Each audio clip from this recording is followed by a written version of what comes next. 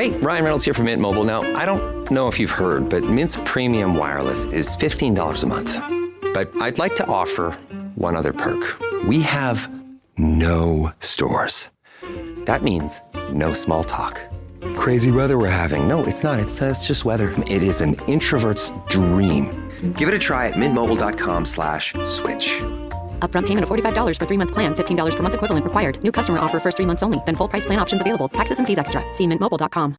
If you're a podcast host, listen up, this one's for you. My name is Allie Jackson. I'm the host of Finding Mr. Height, a dating and relationship podcast that I've been doing for 4 years now, sharing my positive and practical approach to dating that's built on my own life experience. And I wanted to share another experience that I've had, my secret behind monetizing my show. It's called Red Circle, and I was just telling my colleague about how much I love their platform. With Red Circle, not only am I getting a seamless hosting experience, but I also love the support I receive in ad sales. It's not just typical ad sales either. It's targeted opportunities based on my show and my life. And the platform is super simple. You just set your preferences and Red Circle matches you with sponsors that align with your show. You can vet every opportunity and their platform gives you great analytics. More recently too, my Red Circle team has brought me opportunities outside of my podcast on social media to really augment the podcast partnerships, bring them full circle. I just can't recommend them enough. If you want to give it a try, go to redcircle.com to get your free trial. That's redcircle.com for a free trial. What's up, Buffalo Fanatics? Josh Allen here. Just wanted to say,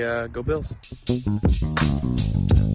Ladies and gentlemen, welcome to another edition of the Rico Report brought to you by the Buffalo Fanatics. This is the Rico Report. Y'all know who this is. We know what kind of week this is going to be. We know what kind of weekend this is going to be. It's a big, big showdown. Bengals, Bills, 3 p.m. It's like the big fight that has to happen after school. You know what I'm saying? Two of the, one of the baddest cats in the school. They really don't like each other and you need to settle something. So what do? You set up the date for 3 p.m. after school. Meet me there. Everybody's going to be watching. We're about to settle it. We had beef before, but it got broken up. They broke us up. We couldn't get, we couldn't find a winner. So now the bout is on. We're about to settle something real quick. Because right now, here's the thing, man. And it's just what it is. But the Bengals have been able to have the Kansas City Chiefs number quite convincingly, 3 straight. So they got a little bit of something to kind of, put that championship belt around their, around the waist. Because they took down a team that's won a championship. So they got a little bit of bragging rights. But you haven't played a guy like Josh Allen yet. He's different. We all know that he's different. And right now, as a Bills fan, and as someone that, I try to be as objective as possible, there's a lot of Josh Allen slander going on these Twitter streets, on these Facebook, these Facebook streets. I just don't get it. All of a sudden, it's amplified. Like he's a walking turnover. Like he's Jameis Winston. There ain't never going to be a 30 for 30. You know what I mean? Didn't Jameis Winston throw for 30 touchdowns, 30 interceptions? Like, come on, son. Like you talking as if Josh Allen is Jameis Winston. Turnover machine that's got his team at 13-3. Turnover machine that everybody's been saying that he can't win the close ones, but he's been doing it, been showing it. Turnover machine that's got a better record than he did last year. And last year and this year, he's got identical numbers. But that wasn't the narrative last year. That wasn't the conversation last year. It was about Josh Allen, potentially MVP. Josh Allen is that dude. What happened? Nothing's changed. He's got identical numbers with one less game. But it's bizarre to me. It's bizarre. It's weird. Right now, my man Bobby put out a stat. Did I put it up last time? Damn it, I thought I added it. I don't know, Pierre, if you can add that clip. There's a post right now of Josh Allen stats this year and Josh Allen stats last year. Damn it, I thought I added it, but I didn't. Anyway, damn near the same, if not identical. Completion percentage, bang on. Yardage, pretty much bang on. Rush yardage, pretty much bang on. Interception ratio, pretty much bang on. So what has changed with Josh Allen? Oh, he's regressed. He's the same. If anything, he's consistent. A lot of people want to say he plateaued. No. It's called consistency. He's consistent. But the narrative is he's the turnover machine. Why are we talking about Joe Burrow? That's just about to play, you know what I'm saying, on a big game himself. He's got 15 total turnovers this year. Josh Allen has 4 more. But get this, though. Here's the thing that people don't want to talk about, right? Josh Allen is your quintessential dual threat quarterback. He does it all. There's no one in the league right now that does what Josh Allen does. There's no one. Justin Fields, heck of a freaking athlete. He don't sling it like Josh does. Lamar Jackson, the best athlete in the game. He's the best quarterback. He's the best athletic quarterback in the game. I mean, one of the best athletes. I'll just say athletes. He doesn't sling it like Josh Allen. And I love Lamar Jackson. Y'all know that. Joe Burrow sitting here with 15 total freaking turnovers, but we ain't talking about that. We're talking about Josh Allen with 19 turnovers.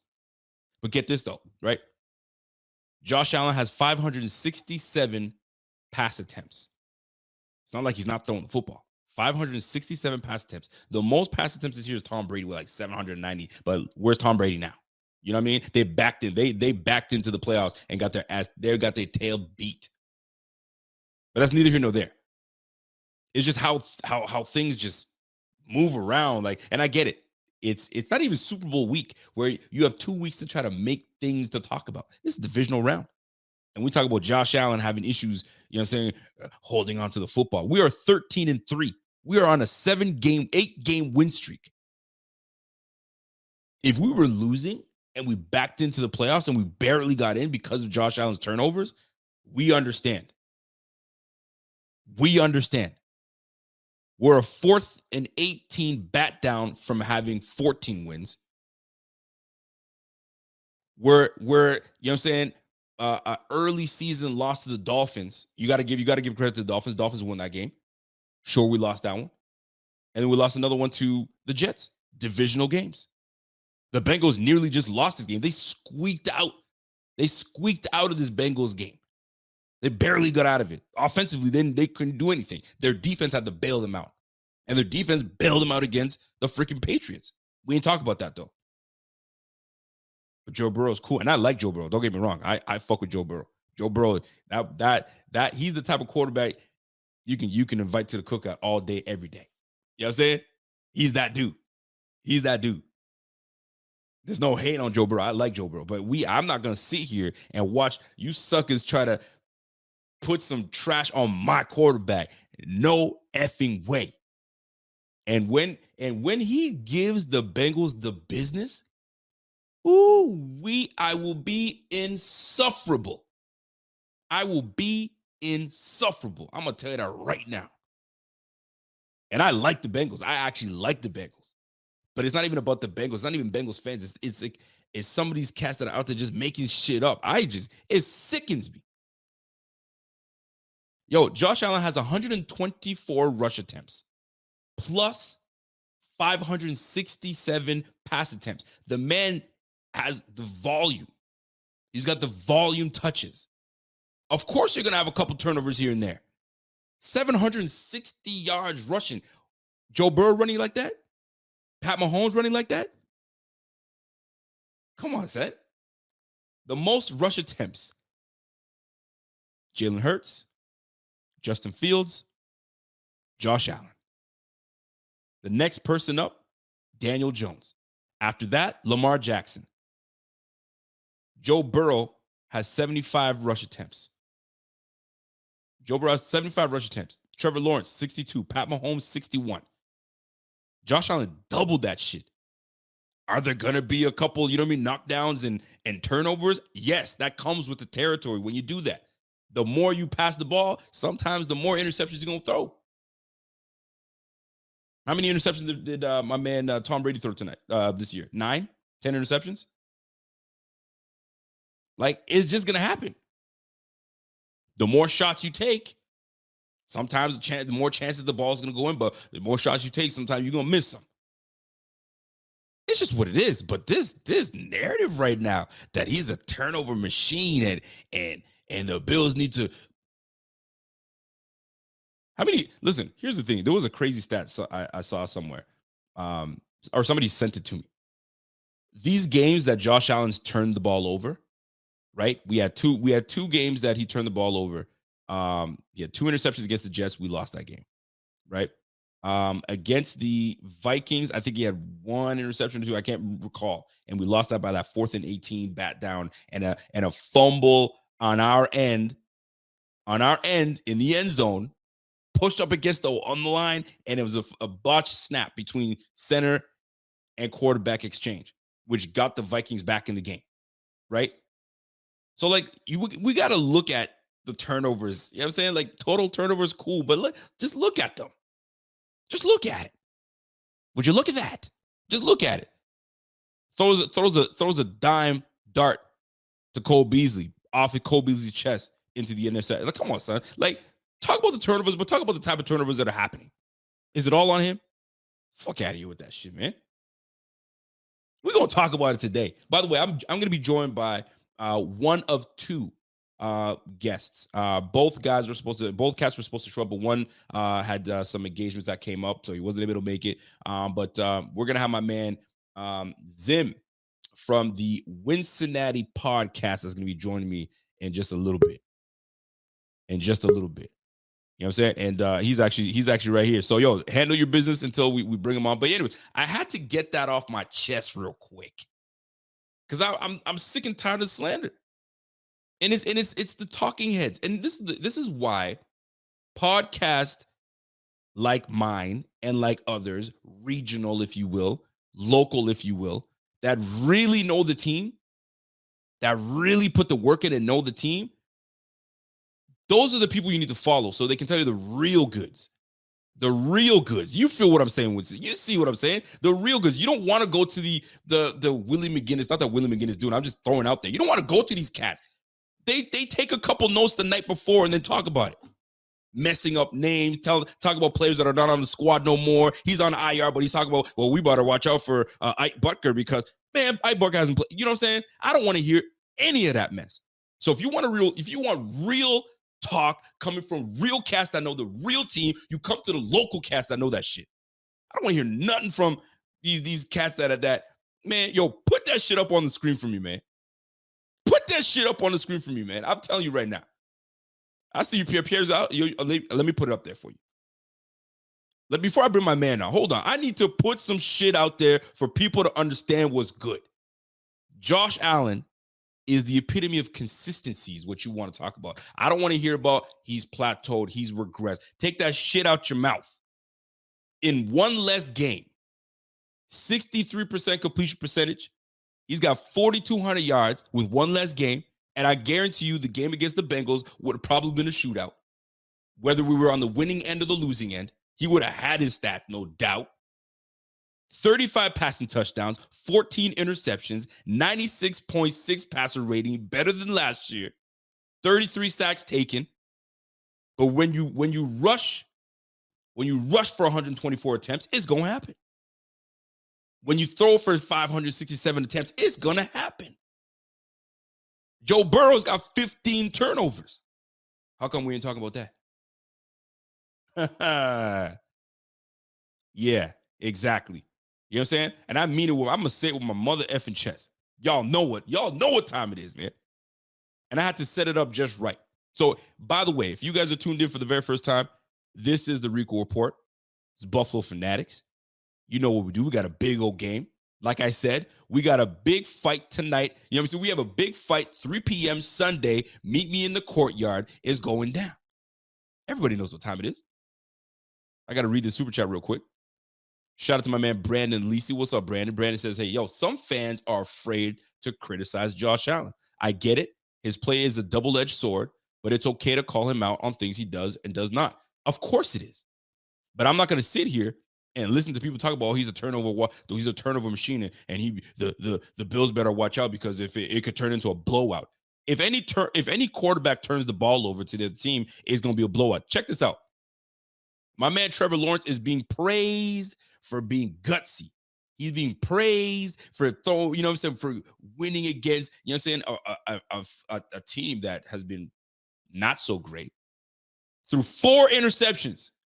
I didn't hear he was a bum. I heard he was gutsy, came back and did his thing, and now look at him. And now they're picking them potentially to beat the damn Chiefs. How about that? Let me stop talking. Yo, my man Zim, give me thumbs up if you ready to come on.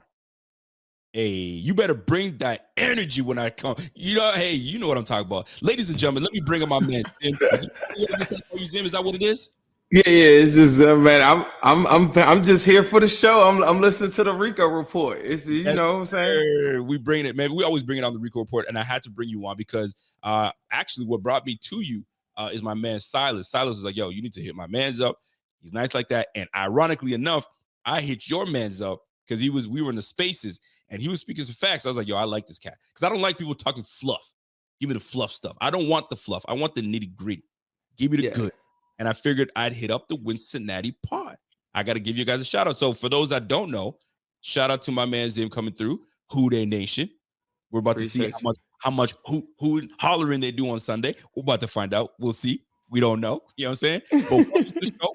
And man, tell people about your show, what y'all talk about, and how you feel about this upcoming game on Sunday. Well, appreciate you for having me again. Okay. I think my name is Zim. I do a podcast on Cincinnati Pod. Me and my guy Ace. He has a family matter. I don't think he can make it or whatever. But me and him partner up. We were doing shows for other different syndicates and working with a lot of different companies or whatever. And then we partnered up and did our own thing. We started doing a bunch of stuff where we interview players a lot. I started I've been doing this Instagram stuff for a long, long time. I built off of that, and I finally made my way to Twitter like 2 years ago, and then I started going crazy on there. So I built up a pretty good following pretty fast. So you can follow me there if y'all listening. Zim Who Dey. I promise you, if you're a Bills fan, you're gonna hate my guts. If you're an AFC North opponent, you're gonna have. But one thing about me is I feel like how you said, bro, was spitting. One thing I do is I always pride myself on just giving the information and the truth.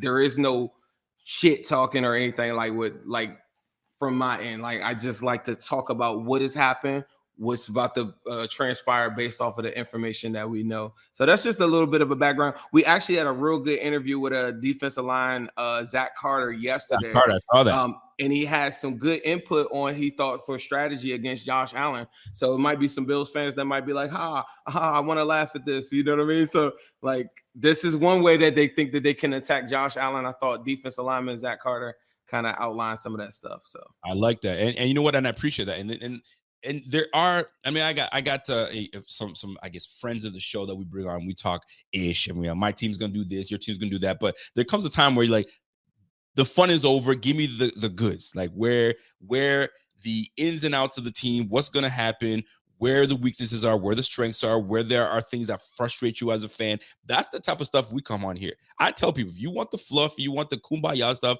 this ain't for you.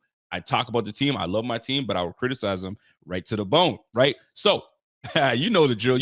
So welcome to the show, and I appreciate that. So if you guys want to follow, and if you guys want to hate, because you mean Bills fan, Bills mom they come strong, fam. They might. Look, I'm public enemy number one for a lot of different fan groups, but it's not. But like I said, it's just me saying what factual information is, especially when it comes to guys like Joe Burrow. I'm just going to tell you what he's accomplished in a short amount of time, and sometimes that rubs people the wrong way. I like it. Now, here's the deal. Let's get. You know what? Let me get into this because it's fresh right off your dome. Zach Carter. Zach Carter, player for the Bengals. He had some insight. He had some. I'm sure he didn't give you all the goods because he can't just, put everything out there. But what was it that he shed light on that you were like, oh snap, okay, I didn't really think of it that way, or where's he just saying things that we all know? Josh Allen is mobile. He can get out of the pocket. You got to keep him in the pocket. You got to XYZ. What was it that he shed that would interest Bills Mafia to be like, you know what? That's right. He's actually absolutely correct. I think You got to think too, you're always going to get the conversations about Patrick Mahomes, right? As it pertains to like Josh Allen and this whole hierarchy of quarterbacks and all these different things too. Right. So our perspective on like quarterback play, just to let you know, is predicated on a defensive coordinator that is his only job is to make quarterbacks feel uncomfortable. And it's not uncommon, and it's not by coincidence, it's not by luck that Patrick Mahomes' worst 3 games or his worst game this season is against who, Cincinnati Bengals. So that's I think right. An average fan looks at like, well, I'm gonna kill Eli Apple, and we're gonna like I like to do a deep dive on like the concepts and the things that make teams upset or their quarterback like uncomfortable in those different instances. So I think he was coming with a strategy. One of my favorite games this season might not be yours, but very similar. The Jets. Okay. This is a game we hear a lot of times. We hear about how if Josh Allen doesn't create turnovers, then it's just this is over, right? And I think that's a casual take. Okay. Jets game, like 5 weeks ago or something like that. That's a game where Josh Allen, I've never seen Joe Burrow throw for 140 yards like ever even in his rookie year. His rookie year is the greatest story untold where he was on pace for 4,700 yards. That's so right. A lot of the strategies and a lot of different things and the concepts. And if you look at the makeup of the Bengals, a lot of it is built a lot like the Jets defense in that regard, where you don't have these huge names. You got a guy in Carl Lawson who is the equivalent of Trey Hendrickson, bringing pressures around that edge position, a healthy 8-man rotation. One of the conversations that is not being talked about is guys like Zach Carter, Cam Sample and company, Joseph Osai. They keep them fresh. And one of the things that they do is they don't get a lot of sacks, but they get a lot of pressure and they stay very disciplined in their gap assignments. So he was talking about caging him in. He was looking through Josh Allen going through the A and the B gaps, and I feel like they're ready for that. Keep in mind, we got killed 2019 by a guy named Lamar Jackson. You guys probably have heard of him. Yeah, we heard. He's pretty mobile. So when we went to that draft that upcoming year, we went and got 3 freak linebackers that we said, okay, let's just see which one of these guys work. From that draft, Logan Wilson, Jermaine Pratt, and Akeem Davis-Gaither have been balling like now on a new level where I know that there's no world that we can retain them all. But the makeup of our team is built to Cajun mobile quarterbacks. We've never seen a quarterback anything like Josh Allen. But part of the concepts are, I'm just giving you the background. Part of the concepts is Patrick Mahomes, uncomfortable, wants to improvise and make plays. Absolutely. Running mobile quarterbacks, having linebackers go sideline to sideline. No man-to-man concepts, all zone concepts for the most part, so that you never have your back turned to Josh Allen if he wants to scramble. That's the concepts of what the Bengals are going to run for the most part. I absolutely love that you brought up the New York Jets, because the New York Jets really made Josh Allen uncomfortable.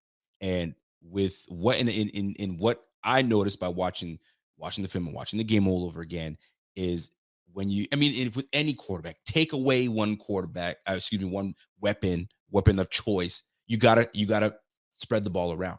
And what they did was they doubled up and bracketed my man Stephon Diggs and put their number 1 Sauce Gardner on my man Gabe Davis. So now Josh Allen's like, oh shit, okay, I don't want to force in the double team, but you got my man locked up. So now I've got to really spread the ball out and use my legs. And now that's what they forced him to do, use your legs. But guess what? We ain't going to let you outside. So you're going to have to throw the football and you're going to have to find a way. First matchup, they did a great job. Then we adjusted. And then we kind of figured out how to do things. And then obviously quarterback play played a big part.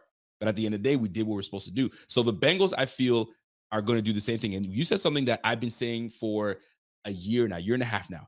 You guys are very, very disciplined. I noticed that in that last match with the last year when you guys went to the Super Bowl and you took down the Chiefs, y'all had Pat Mahomes frustrated as ever. Y'all did not get out of pocket. Y'all did not miss an assignment. You stayed within the assignment. And he's going to run. I swear he must have ran for 200 yards lateral going back and forth because you guys stayed in where you're supposed to do and you frustrated him. But here's the difference, though. They're 2 different quarterbacks. Although Pat Mahomes gets creative and does all this scampering stuff, Josh Allen is a little different. And I feel that this is such a matchup that it could go very, very left or very right. You know what I'm saying? And in this case, I'm hoping it's very right for us, and that we have a matchup now. The beginning of the year, the first 7 minutes of the game. I'm gonna tell you, I'm gonna be real. I was uncomfortable when we played y'all. I was uncomfortable. You know what I'm saying? First, and I felt it. I was like, yo, they're gonna test Trey White out right now, and surely they did. And I started feeling uncomfortable. Now I gotta flip it to you now. The defensive coordinator.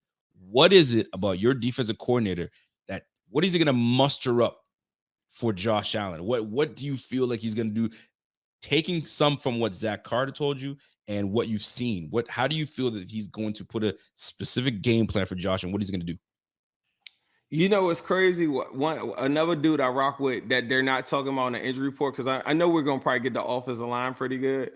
I would probably be talking crazy if we had our CB1 and Cheeto Bay Awuzie. And I'm not like a big injury guy, like bringing it up, but I do think that is a big difference, and I'm glad you pointed that out. And that is the opening that I could see. I think that Gabe Davis actually is going to have a good game. I think maybe even a big game, because I think that they'll go with the bracket, like the bracket coverage on Diggs, because one-on-one, they're not going to like that matchup. Like, I'll be the first one to tell you that the Bengals cornerbacks are not elite coverage cornerbacks. They're elite tackling cornerbacks. Okay. One of the things that they do really well, like Eli Apple hasn't relinquished a lot of yards. The game that he had last week, and this has happened to him 3 different times, is 3 constants. Teams that run the football heavy, they ask him to come in and run support a lot. And I thought he got caught with his eyes in the backfield. It happened to him in the Falcons game, a 75-yard pass before the half. It happened to him, I want to say it was one other time, the Browns game, another run-heavy game. Think about the Ravens game.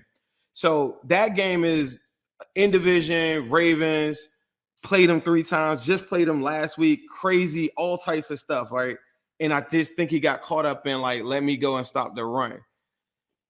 In the Josh Allen game, I think the concept is going to be, let me see how patient he is. As great as a quarterback he is, it's got to be about, I don't care if you run for 150 yards. I've had people tell me, like, oh, we're going to run or whatever. The Chiefs told us that too, right? And I hate comparing it because they're not the same. Josh Allen is totally different. But I'm just telling you, like, this is the concept. After we beat them the first 2 times, they're like, oh, well, this time we're going to run. And I'm like, bet. We'll show you a 3-man front, dare you to run.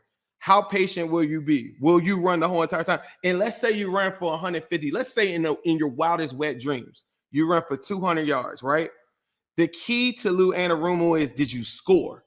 And this is the main important factor that I want everybody to know. You could walk out of this game and say, bro, we ran effectively all day, right? We've had that happen. The Chiefs ran for 160 in that game. The game ended at 27-24 because it's about possessions. Absolutely. Life is about opportunity and possessions. The Dolphins game, they're not as good as you, but you know what you all did? Y'all gave them the opportunity to be on the field with you. Do you know how many possessions the Dolphins had in the game against you last week? 15 possessions. They had 15 and we had 16, something of that nature. Do you know how many? So look, so check this out. This is where the magic happens. This is where it gets real sparkly and bubbly. Do you know how many possessions that the Bengals and Ravens game had total? I don't know. What was it?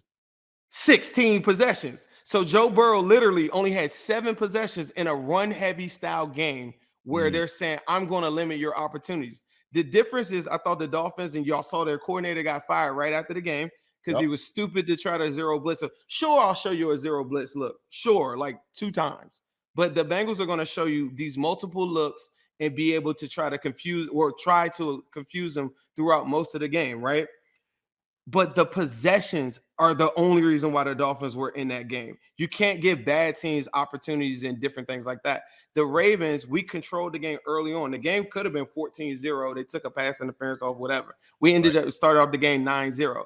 They then ran the ball effectively, but they weren't scoring.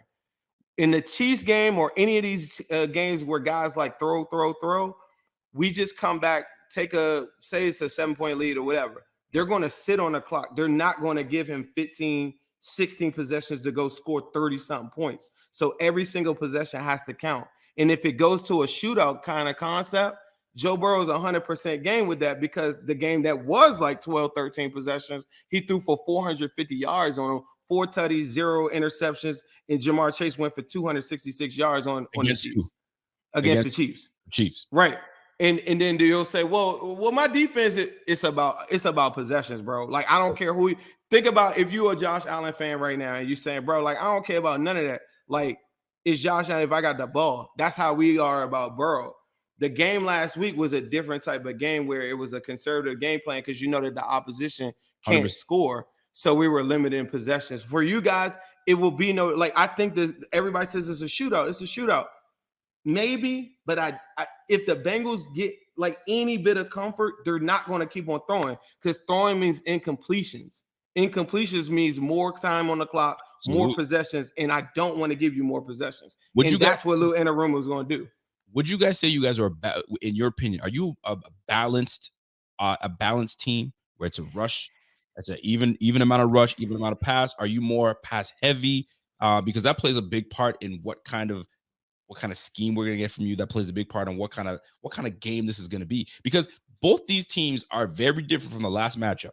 Completely different. So I'm looking forward to seeing what transpires, because I'm looking at your rush, and I like Mixon. I like Perrine. I think they're both fine backs. I don't think Mixon's the same back he was a couple years back. I think he's taking a step back, but he is also coming off of injury. So I do respect that, and I get that part. I just don't see him. I don't think he's the same Mixon. Now, that in mind, you guys have Joe Burrow, and Joe Burrow is a very controlled. He controls the offense extremely well. Gets in and out of his checks. I see it. I've been watching y'all, and I see what's going on.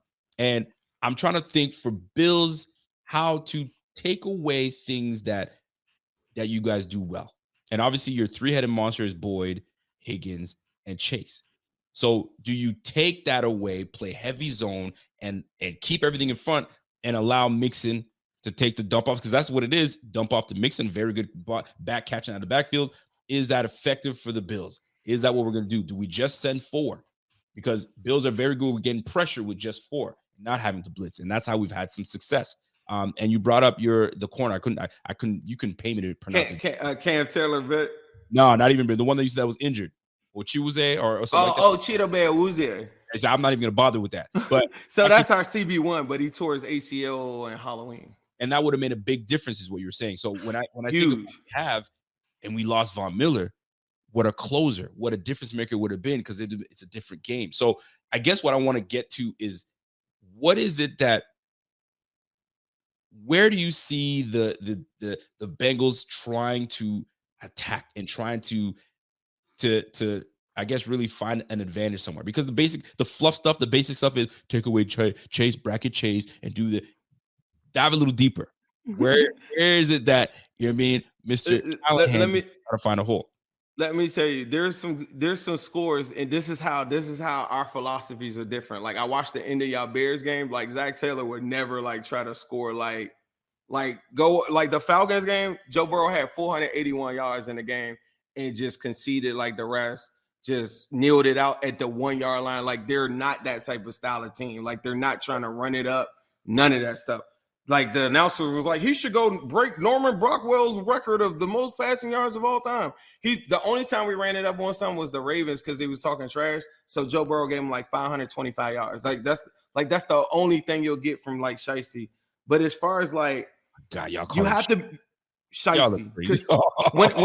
when he dealing, like, if you get sacks on him, get him pressure, he's Joe Burrow.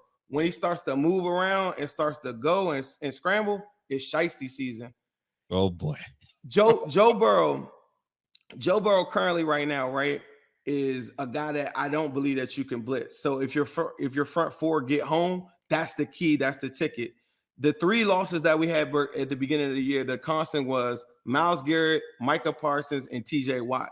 Those 3 guys caused them a lot of problems early in the game. But all 3 of those games had 3 different things that happened. The Bengals come back and take the lead, or they go to overtime, and then we lose by walk-off field goals. Right. You know how you say that we lost these 3 games and they were only by 8 points. Absolutely. You know what the Bengals' 3 losses were? By 8 points. It's the same concept. It was early in the season, and I hear that a lot. So I was like, yeah, we did the same thing. Now, when we played the Browns on that game on like Halloween, crazy thing, assistant coach dies before the game. Cheeto Bay-Awuzie tears his ACL. It's a lot of weird stuff. We got our asses kicked straight up. So that's another Myles Garrett game. Then we came back and gave him the work. But look, if you try to blitz him or whatever, I feel like Joe Burrow is not the guy. 82.8 PFF grade, third in the National Football League if you blitz him. 63.6 completion rate, 11 tutties, second in the National Football League. Only 3 interceptions, 110 passer rating, second in the National Football League if you blitz. Last week against the Ravens, he was blitzed. 11 for 14 in those plays that he was blitzed. He was only sacked once for a rating of a 142. In the first game, the first play of that game that you saw on the Monday night game, the first one they test Trey White down the field is Jamar Chase. No doubt. Later on, Damar Hamlin blitzes Hayden Hurst in the seam. So these are the things that I'm thinking about is like, okay, are you going to make them be patient like the Ravens are? You will need cover 2 primarily to say, okay, I'm going to keep 2 safeties over the top so I can take away my one-on-one matchups. But guess who plays more cover 3 in the National Football League than any team due to Michael Hyde being out? Talk to me. The Buffalo Bills. And if you guys are at home and you're checking this out, more cover 3 than any team in the National Football League. Do you know why that drive looks like why it looks like? Because he's just looking at one-on-one matchups. I had a good talk with Marlon Humphrey one time, and he was telling me, he said, bro, Burrow, I don't even think he's that great. I just feel like he just takes one-on-one matchups, and he got these guys or whatever, and cool, whatever. That's what he's going to do. When you're playing cover 2, you don't have the option to be able to just throw these go balls like we were last year. You guys, the Falcons, the Saints, and the Jets, and the Dolphins, the only team all year that showed us cover 3, and we cooked. The only reason why y'all showed us the cover 3 and cover 4 concepts is because I feel like because the personnel changed and Hyde is now not able to be back there with Poyer. For sure. And then on the first play, you get Poyer lined up one-on-one with Tyler Boyd, all these different things. Keep this in mind, though. Trey White is just returning. And I saw what was happening. You guys watched the film. Y'all see Trey coming back. He's 100% in terms your knee's good to go, but like it takes confidence. It takes, you know what I'm saying? It takes confidence on the field. You know what I mean? Your cuts, your breaks, and all that good stuff, right? So when I guess your defensive coordinator noticed, hold on a second, your offensive coordinator, Callahan, we could get after him. He's not 100%. Let's test him. And that's what it was. I don't think it was a matter of like one-on-one and this, that. We're just going to test him to see where he's at. The minute that happened, it's on now. It's on. And thank goodness, but it's unfortunate what happened, and we're about to get into it. Now, I got some questions. That I need some insight. I see the chat.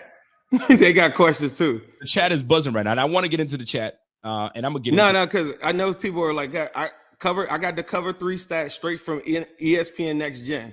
If you go back and look at that play, Poyer is lined up with Tyler Boyd, and if you go look at the touchdown, you're in cover 4, 2-man look, not too high. Okay. Damar Hamlin, why do y'all think he's up that close? That's not cover 2. We're good. So hear me out. We're gonna get into that. You gave me the stats for Joe Burrow. Against the blitz, he's this. Against that, I know on that piece of paper you got Josh Allen stats right now. And if you don't, I'm gonna kind of give you a little bit. So you were talking about against the blitz, one of the best quarterbacks. Who you think is one of the best in the game against the blitz? And I dare you to bring it to you, and he'll light you up. And what did he do against the Dolphins? The Dolphins defensively, they had a game plan. We gonna blitz you. We gonna blitz you. He was like Coach Boone. You know what I'm saying? And remember Titans, we blitz and we don't stop. We're gonna let them have it. Josh Allen was like, bring it. You want to blitz me? I'm gonna find, and he wants to give a candidate. Let me give you the analogy on Josh Allen. Josh Allen is that dude that he goes to the gym, he works out. You know what I'm saying? And what am I working out for? What am I doing all these heavy lifting for? Because I want to throw the rock. And if Josh is patient, because you mentioned the word patience, if he's patient, I'm gonna tell you right now, he's a different quarterback because the checkdowns are there. My goodness, are they ever? And if he exercises checkdowns, he can have 400 or 500 yards. But he just loves to go for the gusto. He loves to go for the gusto. That's his thing. So when I'm looking at what these Bengals are going to try to do, they're going to try to take a page from the Dolphins, take a page a little bit from the Jets. You know what I'm saying? They're not gonna blitz him, bro. They're not. If they're smart, they're not going to. So if they They're don't not blitzing him. We're not blitzing like that. We don't blitz. give him time, he cooks still. Josh cooks when you give him time. Josh cooks when you blitz. So, like, really and truly, how do you stop a guy that is different? He's not Pat Mahomes.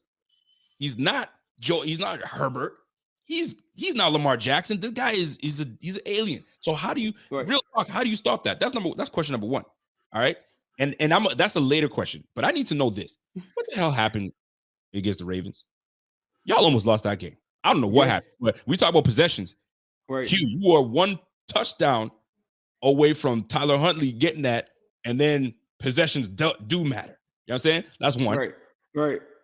AFC East against the Patriots. Y'all are up 22. What happened? I don't know. You tell me. So when I like that game. I like that game. Because when I'm looking at that game, I'm like, okay, so they are susceptible to some things. Did you see the first half of that game? We did see the first half, but guess what? This is a game of 4 quarters. Did you see the first half of the Jaguars and the Chargers? Second half was a different ball game. It's a different story. The reason I bring this up is there are things that baffle me. We talk and I don't really hype too much on national media because they don't know. You know what I'm saying? They don't know like we know. But like when I see those two games, it's concerning to a Bengals fan. Right. And if I'm a coordinator, I'm watching, okay, so what happened here? And I'm sure they saw some holes that can be had. So what happened in those games? I need to know. Where were the errors? And are those fixable things? The first question. My man is breaking up, so I'll wait till he comes back a little bit. But I think those are fair questions. And he's probably talking right now as I'm talking. So hopefully we can get his connection back up. But as my man Zim is kind of calculating, and I like how he's coming in. He's not poo-pooing on the team. He's merely putting out, the numbers. His quarterback is nice against the blitz. His quarterback, does a whole bunch of good things. But like, you're going up against a pretty good defense as well. I mean, we've got some experience going up against some good quarterbacks as well. So it's going to be interesting to see how this all plays out on this Sunday. I want to know what Leslie Frazier's got up his sleeve. We were able to get a very good idea of potentially what can happen. It was like a sneak peek, somewhat of a blessing in disguise, if you will. And I hate to use that term in this moment, but a blessing in disguise a little bit, because we were like, okay, so these guys are going to try to air it out. So now it's up to Callahan to kind of change the game a little bit. Leslie Frazier is going to have a game of his career. To me, this is a huge, massive game because it does a lot of things. It allows, and I see you, I'm going to bring you in just a second. It allows, actually, what am I saying? Let me just bring you on right now. What I was saying I said this is going to be a big game for Leslie Frazier, as you're talking, because two things are going to happen. And I don't care for it too much, but like, Joe Burrow will have bragging rights. Mr. Shiesty, he's not going to be Joe Burrow like you said. He's going to be Mr. Shiesty, because Shiesty, you know what I'm saying? He's 3-0 against, in Kansas City, and now he's going up against a top dog, a top G in Josh Allen. If he takes both those cats, he reigns as that dude. You know what I'm saying? And we can't help that. So I'm gonna put it. I feel like we were all robbed on that Monday night game of like MVP campaign performances, right? 100%. Like I almost feel like it was like a Heisman moment. I'm sorry 100%. About that. My computer wanted to do some weird update or something. I don't know what that was, but the first thing, remember I said earlier in the show, the Bengals have never seen a quarterback anything remotely close to Josh Allen. I want to make that very clear. Like, so there's the uncertainty of that, but I think it goes both ways. As far as like Joe Burrow, it's just efficiency, and it's just a team that they're just efficient. And what I was gonna say, you asked me about the Ravens game first. The Ravens, and then the Patriots.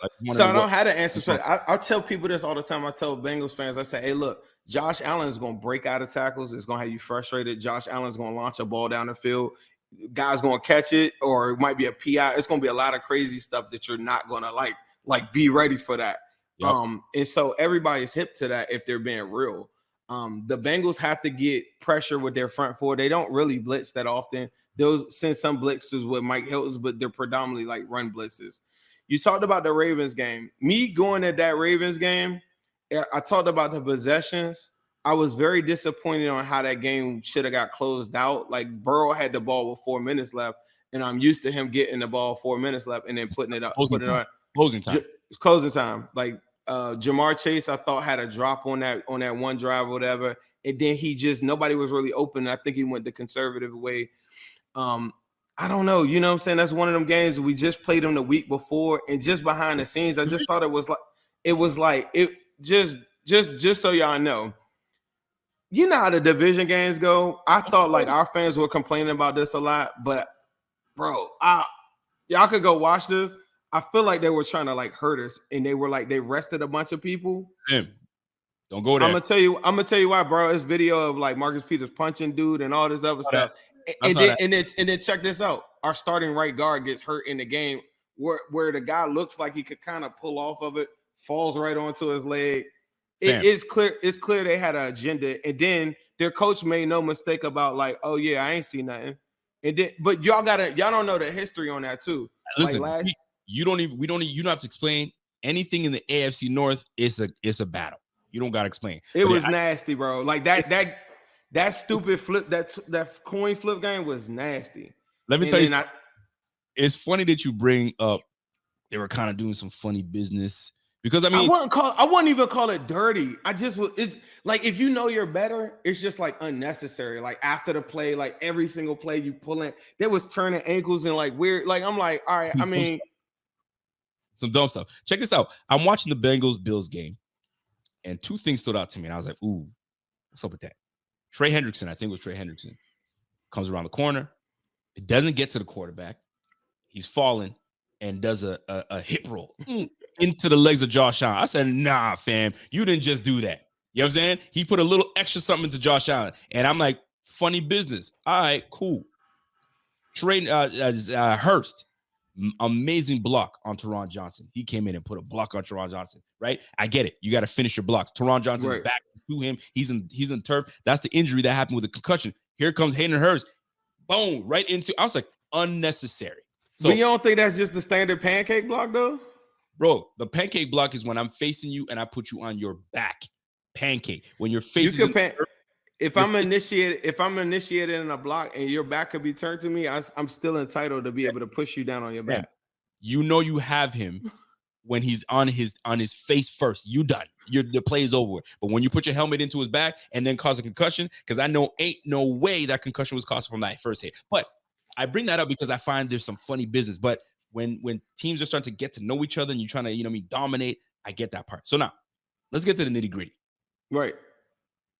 Yeah, but hold on, the Ravens game real quick. You asked me about that. Don't you feel like that would be similar to me asking, like, why were y'all in the, like, with Skylar Thompson? Like, why was that game close?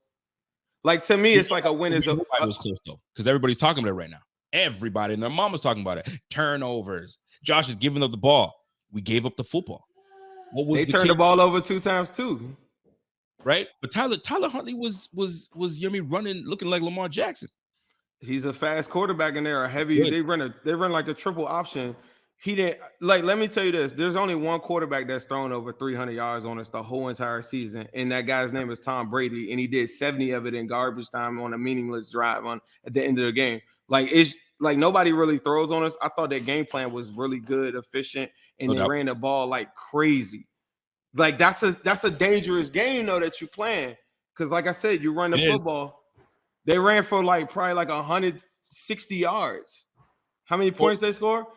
Like the Ravens, like the biggest Ravens losses on the whole entire year were a week ago. We beat them by 11 points. That was their biggest margin of loss of the whole entire year. Because remember, you played them.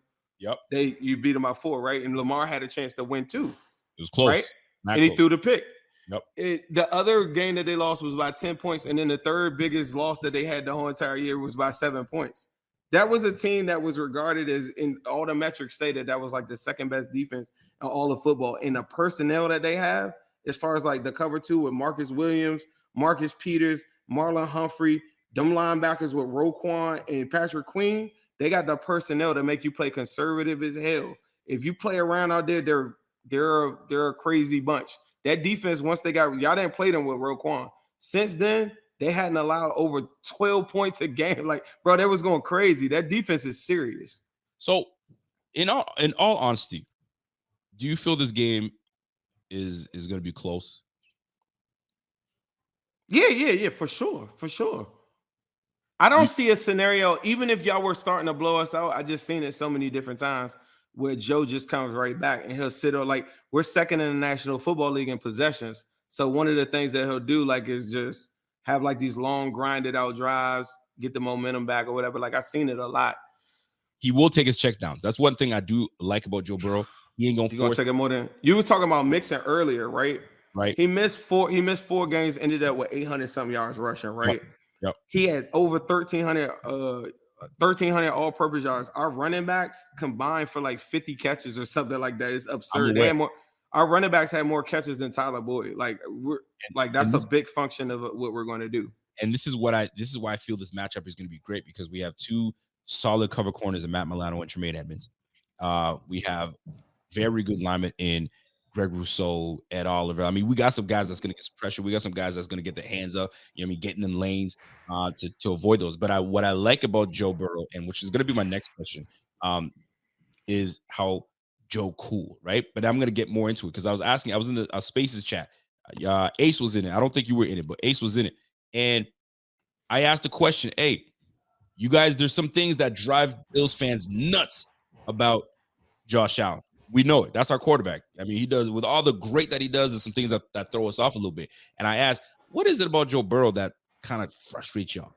You know what? The honest answer I got from people, which kind of annoyed me, was like, honestly, it's not a whole lot. Like, he's perfect. Like, Joe Burrow is perfect. There's not a whole lot. Man, bump that. There's something that frustrates you about Joe Burrow, whether he does this thing where, I hate when he does. Like, I need you to be real, put the cap away, and give me the goods. What is it about Joe Burrow that, as a fan, you're watching me, man, I hate when he does that, man. That frustrates me, man. When this happens, oh, man, they figured this out. They're about to do this. What is it that Joe Burrow hates and then makes him act out of character? I'm going to tell you the one thing that's happened to him a lot this season, and I don't think it happened before, but it's kind of crazy, though. I don't know if it's like in his control. So by the time we got to week 5, we changed our whole entire run system to a gap scheme. In that, we started implementing a whole bunch of RPOs, right? So when they started doing all these RPO action, the ball gets out really quick. Him and Tom Brady get the ball out faster than any quarterback in the league right now, 2.4 seconds, right? Okay. But in that, Buffalo Fanatics, what's going on? This is Pierre the Kingpin, and I wanted to talk to you today about Cigars International, which is the ultimate destination for premium homemade cigars. Known as the industry leader, Cigars International offers the largest selection, unbeatable prices, and a customer service experience that's second to none. Whether you're new to cigars or a seasoned vet, Cigars International makes enjoying cigars easy, approachable, and fun. Cigars International is the go-to retailer for all things cigars, with the biggest selection of premium homemade cigars available anywhere. Cigars International offers unbeatable deals and discounts, making it easy to stock up on your favorite or try something new without breaking the bank. With fast free shipping and their 100% satisfaction guarantee, you can shop with confidence knowing that Cigars International stands behind every order. They have good relationship with vendors that helps provide great low prices. Whether you're new to cigars or a seasoned pro, Cigars International makes it easy to find the right cigar with helpful guides, staff reviews, and expert advice.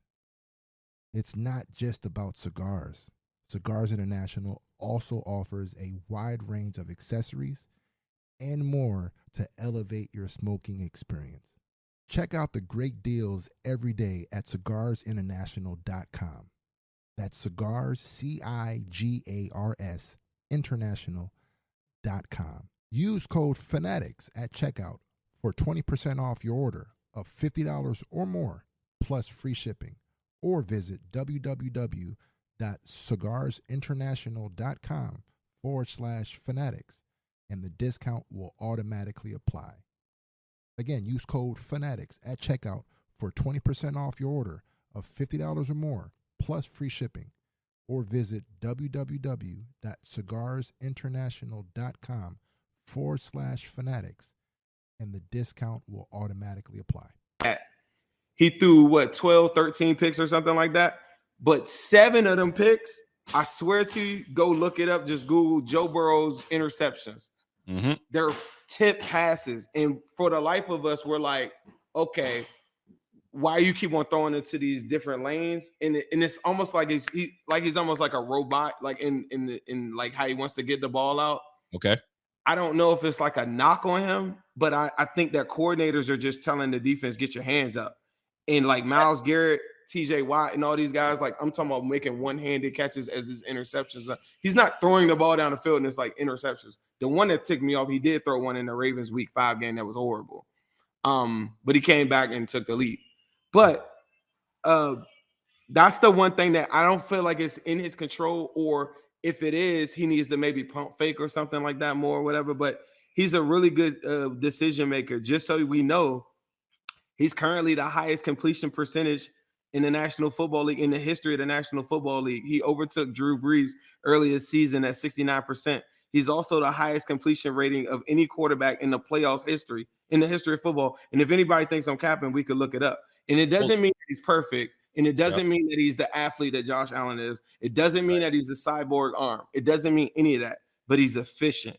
And generally, you don't walk away from games and say like, oh, he made a bad decision. Oh, why didn't he get away from that? You're going to be like, oh, nah, like they just let a free runner in. You feel me? Like, I don't know. Like, he's not perfect, but it's not you're not going to get many mistakes off of him.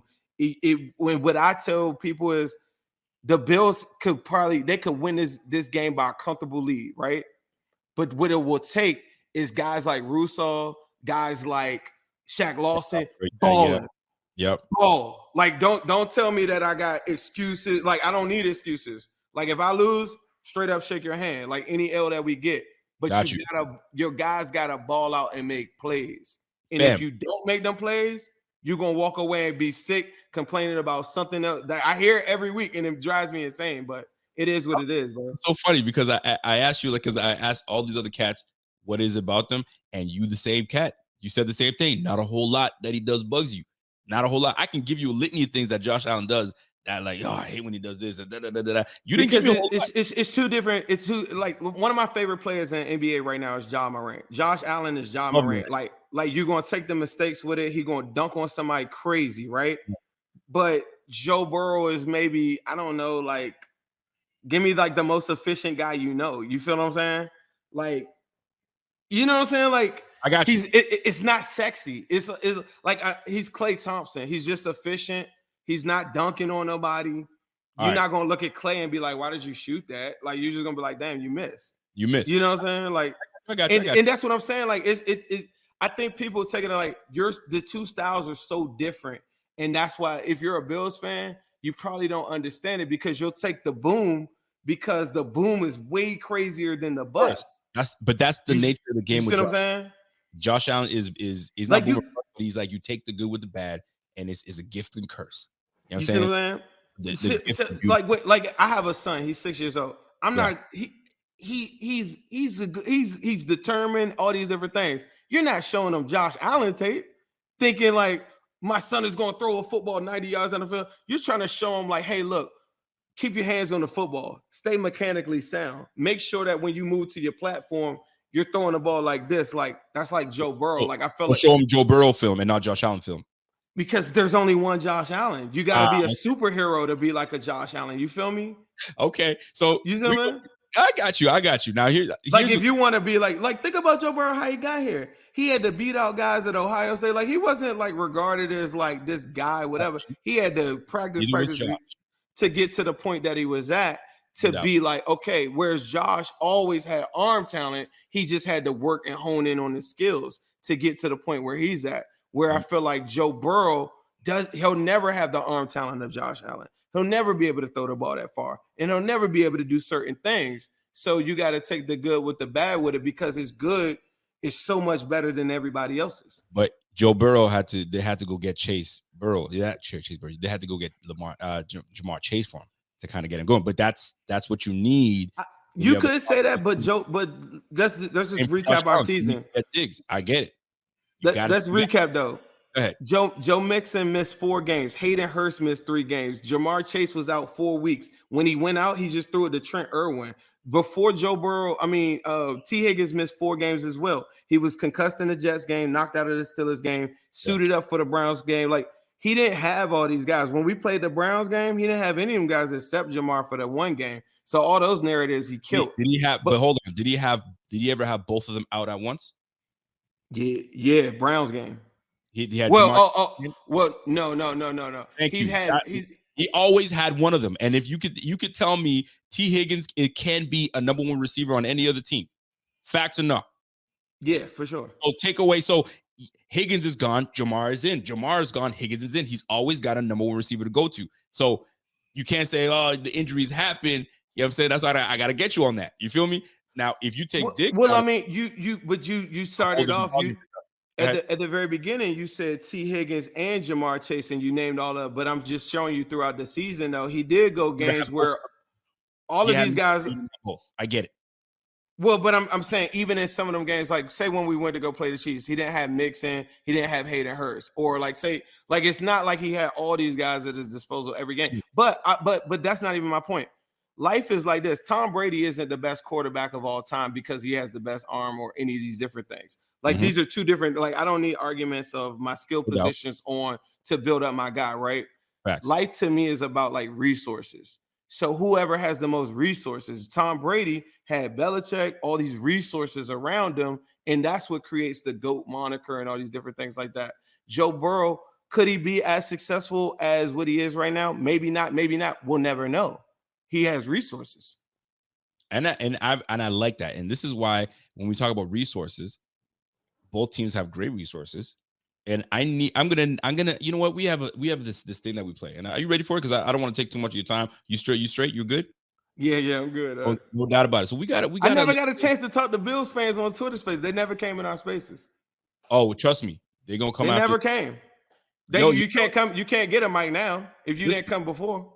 You gotta hit the ambassadors of Bills Mafia. So once we see what's going on, we send them right to you. They come.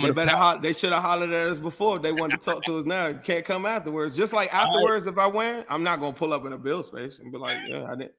You done? Take my dub and I'm gonna go on and go do the next round.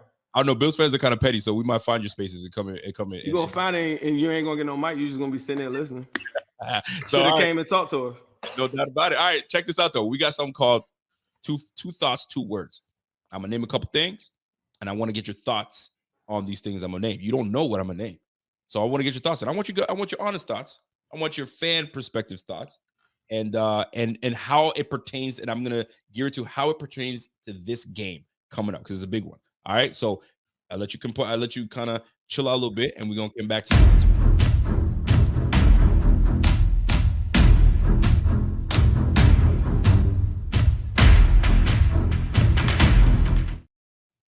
Ladies and gentlemen, I'm with my man Zim from the Win City Pod. Who Dey Nation in the building right now, and we're about to play a game called 2 Words, 2 Thoughts. And as pertaining to this game coming up, my man doesn't know what I'm going to ask him. So pertaining to this game, I'm going to name this player. You give me the thoughts on this player and how you feel how this person could affect the game and what the overall thoughts on this player is. Dawson Knox. Red zone threat. A nightmare matchup out of the matchups that I look at for this game. I feel like they have the edge at the tight end position. I like it. Trey White. Hopefully I can get him on the island and get a one-on-one matchup with Trey White, and his impact on the game will be felt if he's in those one-on-one situations. You feel that confident, huh? You feel good. I got Jamar Chase and T. Higgins. You feel that Jamar Chase is one of the best receivers, if not the best receiver in the game? Yes, sir. Is he better than Stephon Diggs?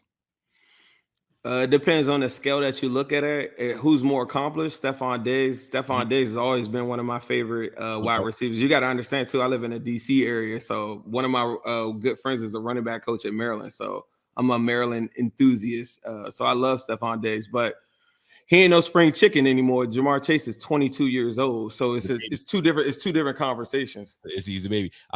Do you remember the last time the Bills played the Bengals? It was in Buffalo. No, not really. Do you remember that there was a play that Dawson Knox he caught a football on the sideline and he turned up field, and I don't know who the cornerback was, but this cornerback absolutely. I feel like... Yeah, I think it's coming back. It's coming back. You remember it? I think so. Bills fans remember it. I just wanted to put it out there. What year was this though? 2019. 2019. I think it was. We sucked in 2019 too. You guys had Andy Dalton at the time. Yeah, he sucked. 2019. That's when we at the end. Was it the beginning or the end? We went to tank mode at the end. Yeah. You guys had some guys, but it wasn't good. But Dawson Knox came through and he handled business. Somebody told me the Bengals record versus the Bills in the last 5 or 6 matchups is like in favor of the Bengals. I don't really like my memory. My memory isn't the greatest though. I don't know. It's been back and forth, but you guys have like a 5-game lead on us or something like that. Jesse Bates. The most important person in this game defensively for the Bengals for sure. Talk to me. I need to know. Bills fans need to know, what is it about Jesse Bates? Because one thing that he isn't, I think he's a top 5 safety in football, but the one thing that I will say is I feel like he's one of the best outfielders in football. And if Josh is going to be throwing the football down the field a lot, if he throws it anywhere near if he throws it that many times like how he did in the Dolphins game, that's insane to me. You don't think he's going to? You think he's afraid to chuck it up? What to do? It's risky. Risky. It's risky because if it doesn't work in your favor, it goes back to my original philosophy of like our coordinator is waiting for you to throw a deep shot, and that's where it's big on big. You know what I'm saying? I keep on talking about like your guy got a ball out, and if he does, then you can win the game 100%. Yeah. But Jesse Bates is a strength of our team as well too. And what does he do? He stops deep passes. That's just what he does. So he's a great outfielder. Probably, if not the best in the game, he's one of the best. Like our safety combo is lethal. I really like our safety. If Micah Hyde and Jordan Poyer healthy, Jesse Bates, Von Bell healthy, you taking your squad or you taking the best in the league in Poyer and Hyde? It's hard to say because Hyde isn't healthy, and I have my healthy safeties. Damn, you know what? Hyde is healthy right now, but they don't want to play him. He might come back next week though. That'd be something. That'd be something.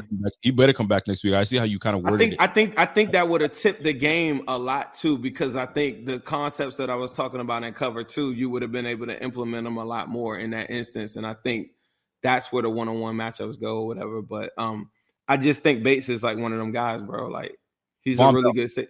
He's one of the best safeties. Von Bell, he's important to the game. I think that early in the season he made a bunch of picks. He's always got his nose around the football.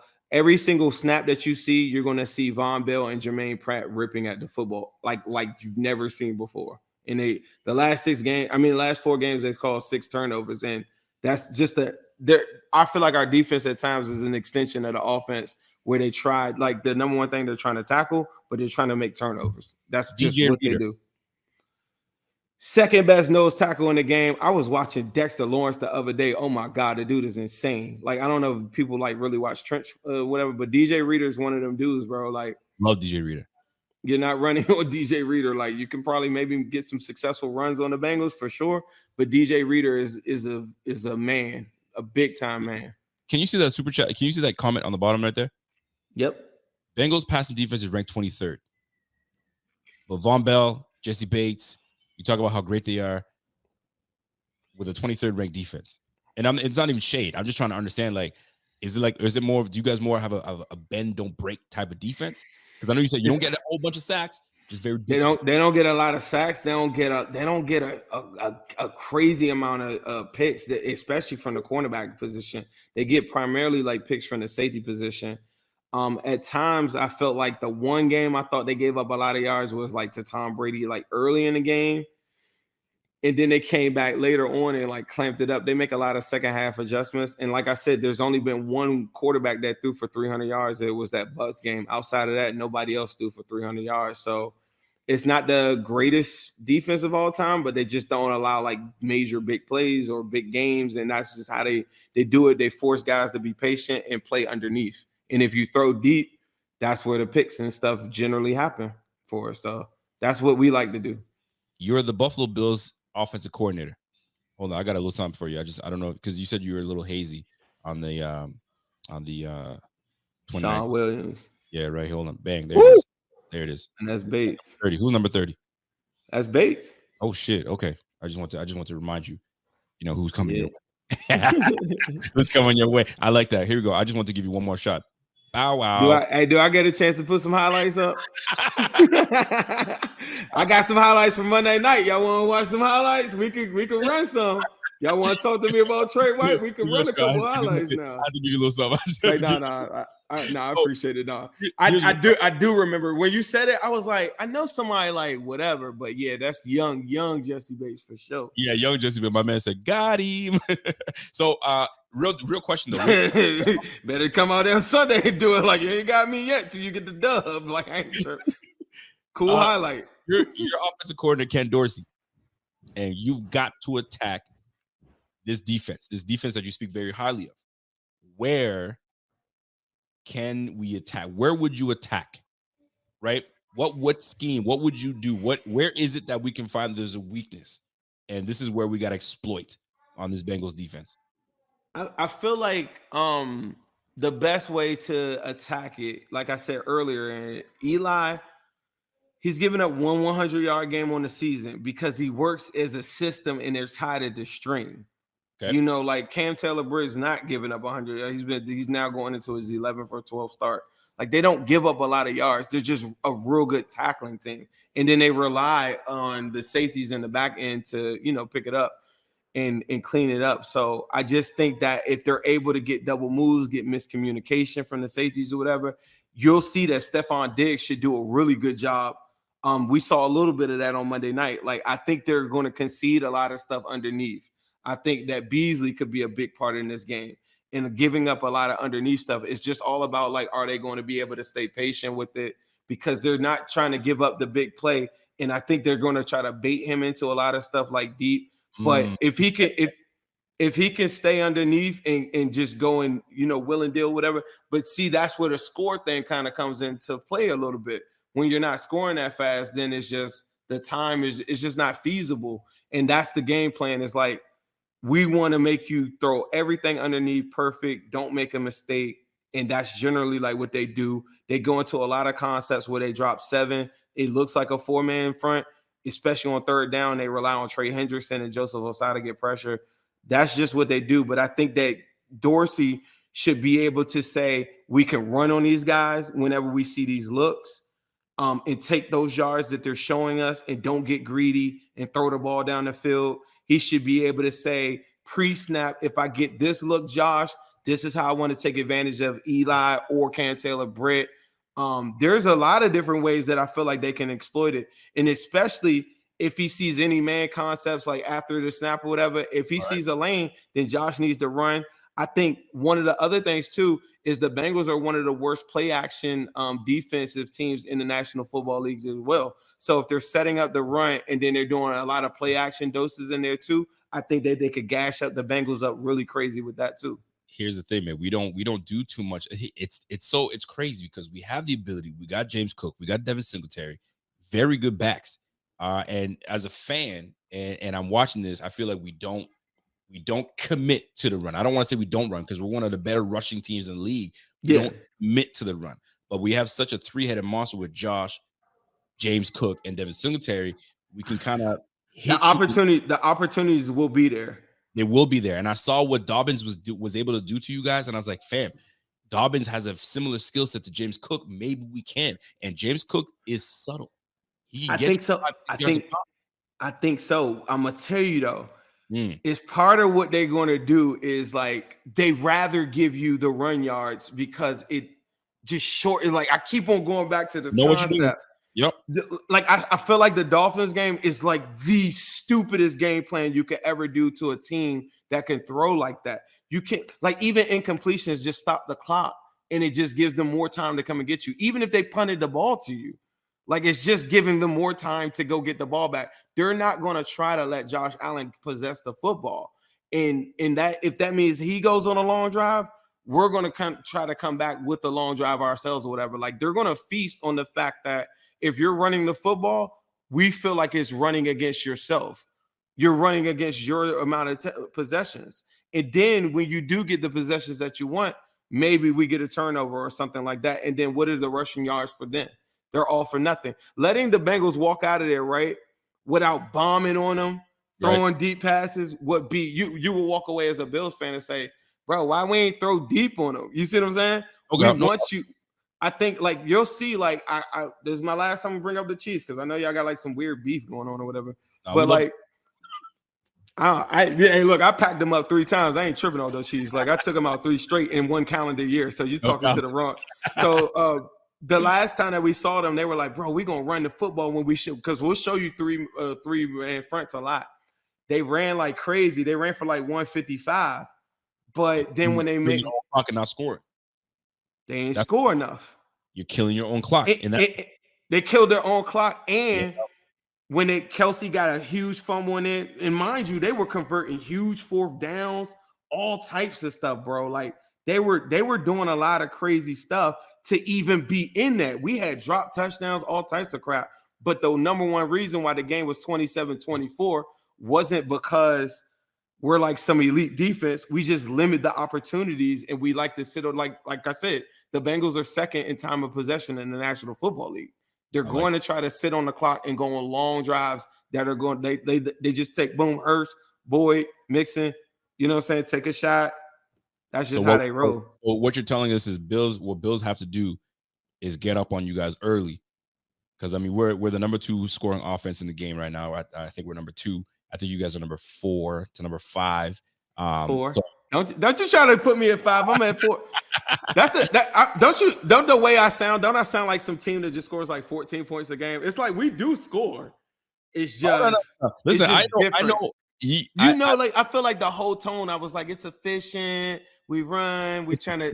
I know the game. The game is the game very well, because you poo-pooing on the opponent, but you're strengthening your case. But you're not rah-rah-rahing too hard. So I mean, but I see. You this think thing. bro? You rah-rahing, but you rah-rah in a different way.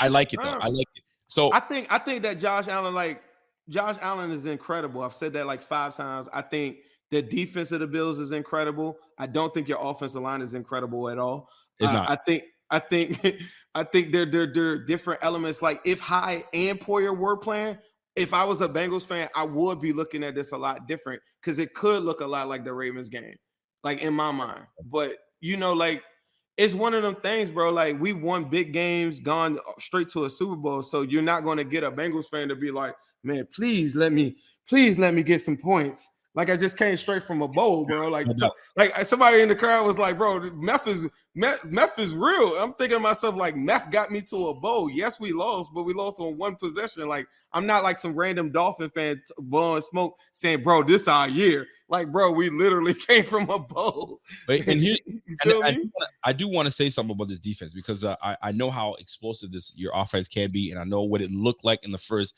you know what I'm saying, like 9 minutes of the game. It's a very small sample, but I mean, adjustments are made, and we all know the first 15 plays are scripted, so we know what we want to do, and it works out sometimes pretty well in your first 15 plays based on what we know what these guys like to do at the beginning of the game, but it becomes an adjustment game after that. So we get that part, right? Facts. But the one thing I got to talk about this my defense, because this defense the whole year was one of the best scoring defenses. We weren't allowing a whole lot of stuff going down. We were obviously a little healthier, and injuries happen, so I'm not gonna hedge my thing on that. But at the end of the day, this defense is still a damn good defense. We've got very disciplined interior linemen. We've got 2 solid linebackers that are healthy, both of them at the same time. Trey White is starting to come back a little bit to his all-pro self. Now, is he going to be his all-pro self? We don't know yet. And Elam is starting to get his confidence back. Now, we don't know. That's a 50-50. But I think matchup-wise, it's much better than what you had in Dane Jackson. Dane Jackson is more of a zone corner. We have more of a man corner in Elam. So Elam might match up extremely well with T. Higgins, size, length, speed, all that. And it's about the pressure, right? Daquan Jones, Jordan Phillips, Greg Rousseau coming off the edge. We've got some dogs on that. And the one thing you said earlier was that you guys rotate fresh legs all day. That is the epitome of the Bills defensive line. We have a lot of money tied into that. We don't ever lately we've been allowing these guys to kind of get up to 50, 55%, but these guys are going around the 40, 30%, 45%. Rotate fresh legs all day. So if we can continue to put the pressure on without having to give up a guy coming in and blitzing and giving up an open lane, we're going to try to avoid that. For me to take away what Joe Burrow loves to do, not that he can't go deep. Boy, he has a rocket. He could do that thing. I would rather him check down and get him in this 3rd and long positions, 3rd and long, because right now defensively, the Bills are one of the best in defense to stopping 3rd and long. If we get you guys in 3rd and long, it forces you guys it puts you in a different position. This is where Callahan is going to have to make a decision. Am I running this thing? Am I screening this thing? What are we going to do? So if we put you in these stressful positions, because I'm not saying I don't respect your run game, but the run game, we've been so pretty disciplined in stopping the run because we've been gashed so often last year. And we have, PTSD. If we continue to do what we do in terms of stopping the run, and I'm not saying make you one-dimensional, but you're going to have to air the ball. If Joe Burrow's putting up 40 to 50, 60 attempts, not good. I can tell you right now, it's not good. So that's the advantage. They're gonna have a chance. I don't think neither one of these boys gonna have a chance to throw it that many times. I have no idea how this game is gonna go, and that's why this perfect. I can't see a scenario where it's like that though. But like on the year though, like just so people know, like let me just ask you, who got more yards passing the ball on the year, Joe Burrow or Josh Allen? I think Joe Burrow might have an edge a little bit. Right. So, you know what I'm saying? Like this concept of like, I don't know if people watch the Bengals a lot, but like he throws the ball. Oh, no, he throws it. He throws it. I think like for most of the season, they were balanced. Towards the end, I thought there were some different spots where, I was like, man, I wish they could run the football a little bit more efficiently. We had some good ones where, I felt like they should have ran. Yeah, 4,400 yards passing this year. Not bad. Yeah. And I mean, 35 and 12 games in there. I mean, I'm pretty sure you can say the same thing. The duality of Josh Allen, you know what I'm saying, like being able to run is the other part. But Joe Burrow, one thing about him too, I don't know how many rushing touchdowns Josh Allen got, probably like 7. Joe Burrow got like 6. This concept that Joe Burrow doesn't run or something like that, I don't know where people got that from. Like I watched him in the AFC Championship run for like 60 yards or something like that. I don't know the exact amount, but he doesn't run like Josh Allen. It's a shystier. Joe Burrow doesn't run. Joe Burrow is mobile and he will do what he needs to do. He's no different than in terms of getting out of the pocket than Mahomes. Right. Joe Burrow, I was looking at it because I was looking at the touches. He's not slow though. He ain't slow. Nobody's like Josh Allen, but I'm telling you, y'all gonna remember, it's gonna be some runs in here that are backbreakers. Just the same way, you would have to see the Bengals play like a little bit more. Like if anybody like hadn't seen it, he does a lot of it. I put a lot of the highlights or whatever on there, like on my page, on my Twitter, like on a daily basis. He runs a lot more than what I think people think. He's not like just some pocket guy that just sits back there. He runs. These new age quarterbacks are not your Joe Flacco's and your Carson Palmer's. They're not the Andy Daltons. These boys can move, like your Trevor Lawrence's. Look at Brock Purdy. Brock Purdy can move. He can move around. So I get that part. Josh is just a little different. So yeah, for sure. I catch you this whole time, and I appreciate you. You were bossed up, and I appreciate you for this, man. This is one of the best segments that people love. They love it, right? And I should do this more often. I need to do this. Like I thought this was dope, man, because it's one of them things like, you got to get that other perspective too. You have to get the other perspective. And the thing is, you can go on all these podcasts and they sit there and be like, hey, tell me what you're going to. Nah, man, this is the Rico Report. This is the Buffalo Fanatics. We know how we get down. So this segment, a lot of people like. Now you can choose how you want to do this. Your choice. I'm not telling you what it is. I'll kind of give you a little bit of something on a breakdown. And I always give an opportunity to my guest to get something off their chest, right? And it's usually something that someone may not know, they better recognize, or you want to give props. You might want to play it PC and say, you know what, it's going to be a good game. That's all I got to say. Or you can dig deep and really let them know what's on your chest. So I'll give you a moment to, stretch it out. I like that. Stretch it out. You know what I'm saying? I'm going to let you have an opportunity to get something off your chest. Ladies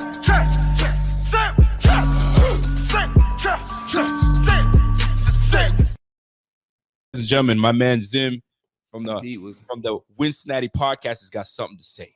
Say it with your whole damn chest. Go ahead, bro. I want to say that beat was hard as hell.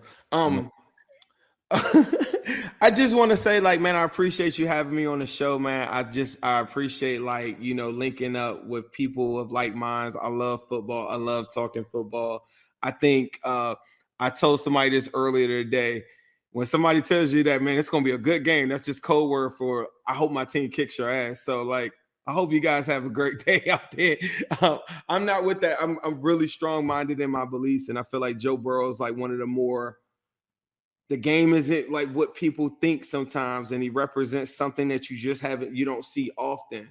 And so does Josh Allen, and I respect that, and I think that these are two really good teams about to go head-to-head, and both fan bases haven't seen – either one of these quarterbacks, I assure you. And I think in the system and the people and the powers that be show highlights and show different things like that, but they kind of leave out a lot of Joe Burrow stuff. And I think everybody's going to get a chance to see like what I'm talking about. It's very subtle sometimes. Sometimes it's right in your face, but he never has disappointed me. I've seen this guy do things that you've never even imagined. People walk out of those games and say it's luck. I disagree. It is something about this dude and what he instills in the rest of the team. You're going to walk out there and say the defense carried. You're going to say the kicker carried. You're going to say all these different things happen, but it's like there's magic that happens around him where he just has these things where he comes back and he just delivers. Like he just brings the goods, bro. And I think I want everybody to see that on the biggest stage. It would have been dope to have it like at night, like how it was on that Monday night game, but I think you got a glimpse of it. So anybody that's saying they don't see it, I think you're kidding yourself. Like you got to understand this dude is very, very accurate. And I kid you not, if he gets the chance to put a knife in your heart, he will not miss. That is my promise to you. I like that. You said it with your chest right there. And it's our last part.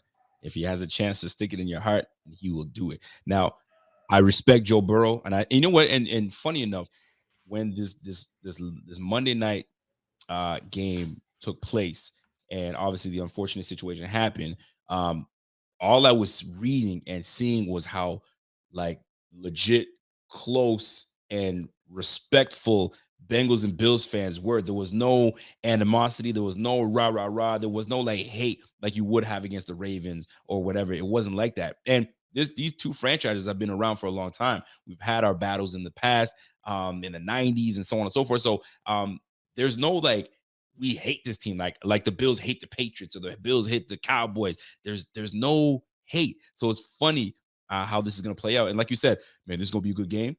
That's exactly right. I just hope my team wins because I don't know what direction this game is going to go in. And that's the fact. My man Silas comes in with a super chat. Salute to my man Cy. Cy comes in. He's been holding it down in the spaces. Boy, that boy, he's got battery back. That boy's battery can stay charged, right? My man says, yo, Burrow is ahead of Josh by about 180 yards. Josh sat 2.5 quarters, right? We need to rush Burrow the same way we play Patrick. Compress the pocket and try to force him away from using the whole field. And it's a good point. And thing is, we have the linemen to really push the pocket. It's about getting your quarterback off the spot, not necessarily getting him to scramble, but getting him off the spot and uncomfortable. Joe Burrow is good enough to be in uncomfortable places and still make plays.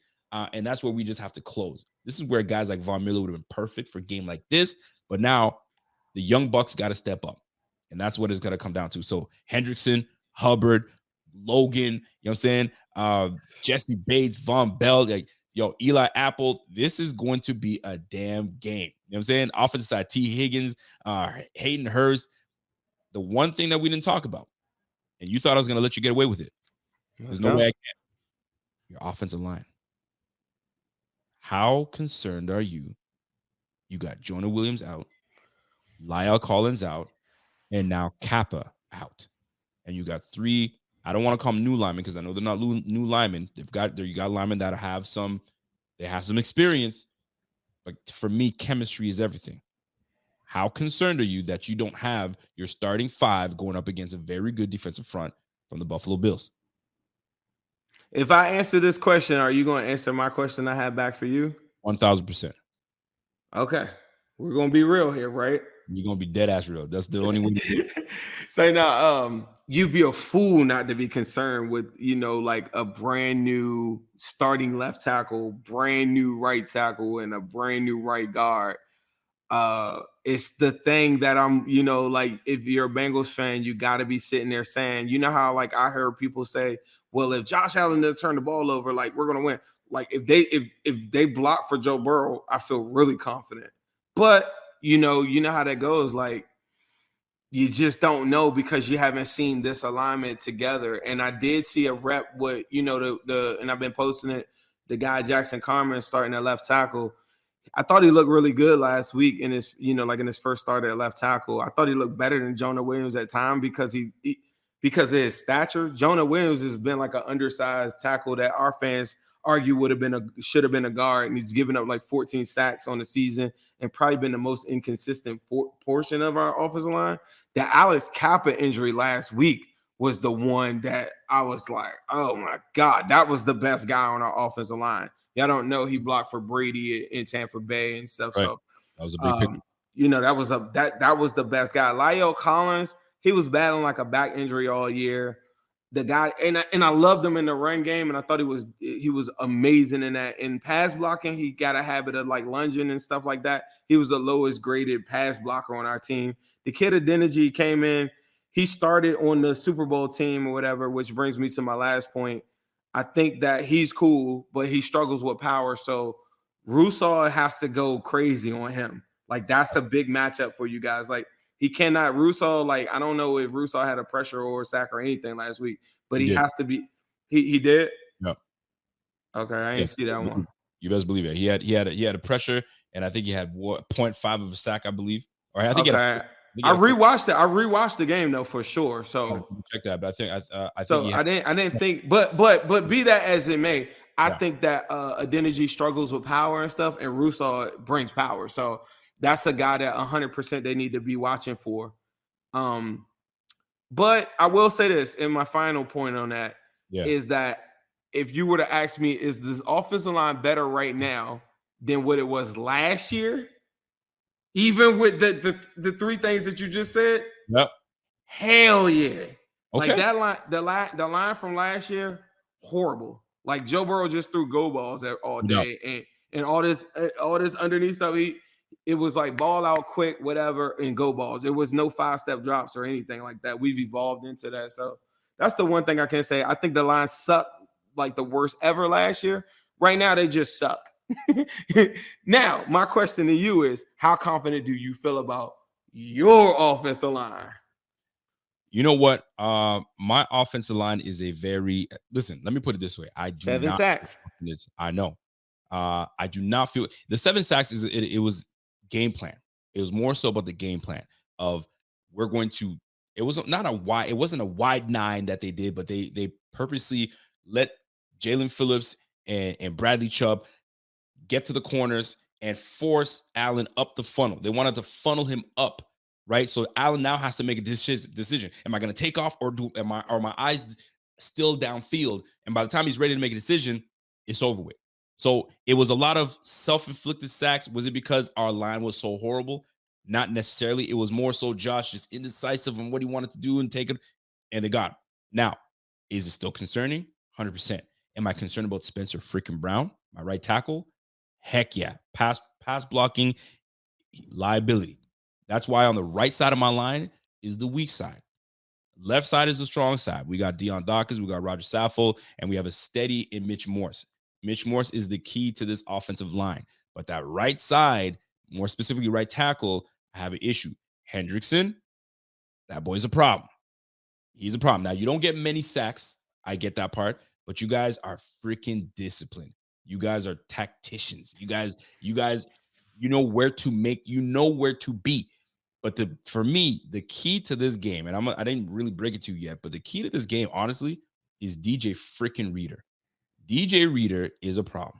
If he is disrupting the middle, if he doesn't offer that much pass rush though, like them dudes. It's though. not about that. He'll give you a little bit. He's, you know what I'm saying? What he does is take on double teams like That's what I'm nobody talking. does. He disrupts what we're trying to do and not allowing us to, you know what I mean, get these gaps.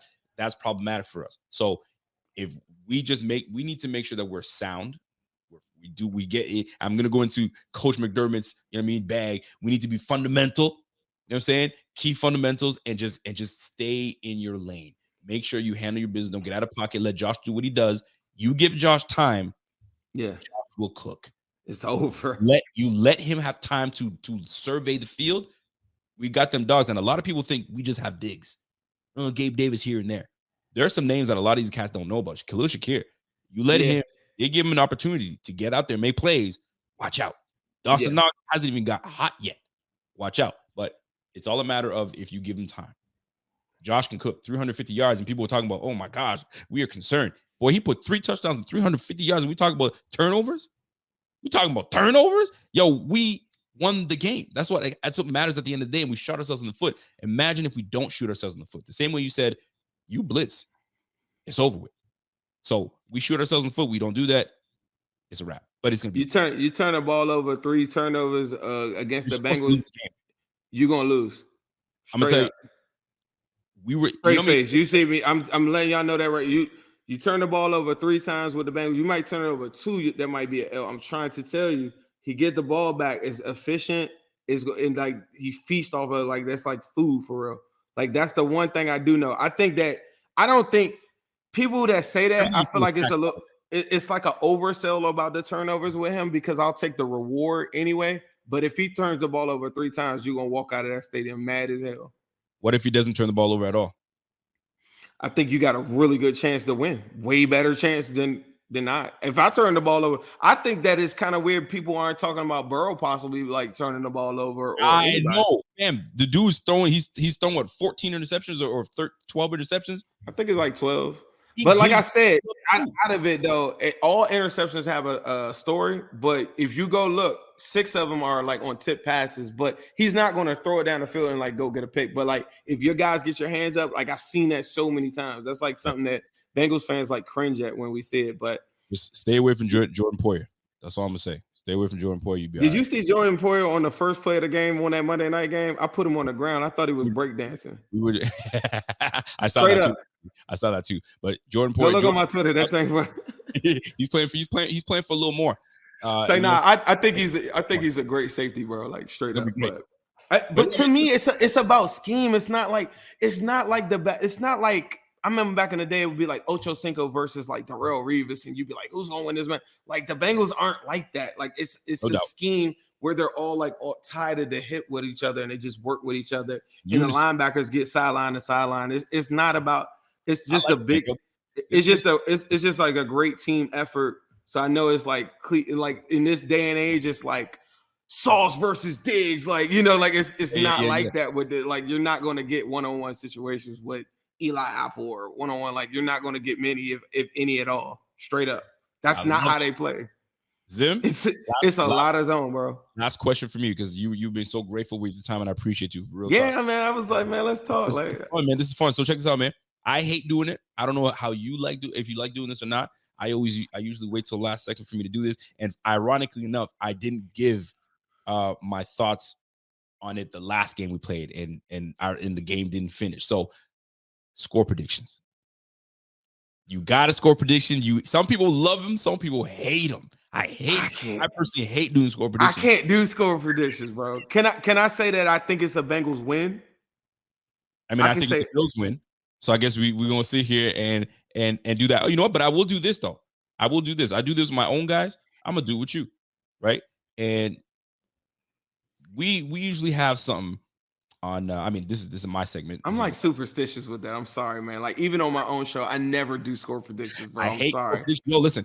Last time we were gonna do the Bengals game, we're like, yo, what's the score prediction? I said I can't do it, and the game didn't end. So who knows what's going on? But bro, I don't know what it is about it. I feel like if I speak it into existence or something like that, or some weird thing, I don't know. Like I just don't do it. I don't ever remember ever doing score prediction. I will say on record, just so y'all can have a good receipt, I do feel like the Bengals win though. Like I'm not running from that. 2-score game? Nah. One score. I think whoever wins doesn't win by like a field goal. I think whoever wins by like 7. 7. I like that. Here's the last one, because I mean, listen, we're having fun right now, so I mean, we're gonna chop it up. Every team, every moment, and right now I'm picking up here for now. But like, you wanna put out an APB alert for this one cat, or you want to put out an APB alert for, yo, coach, where was that? I didn't see that. Is there someone or something that deserves to be on the milk carton alert? You've been missing. We need you. Come back home. You know what I'm saying? Is there anybody that stands out? And I'm gonna give you the full screen because I don't want it to block your face. Who on the Bengals, or what is happening with the Bengals that you feel has been missing and you needed to come back? You miss it. And the milk carton's been passing around. It's been in stores and nobody's seen it, and we need it back. I think I'm gonna go with this. Is a candidate. Can you pull me back to the double screen? Absolutely, I can. Let's bring it in. I'm gonna put my guy Rico right here.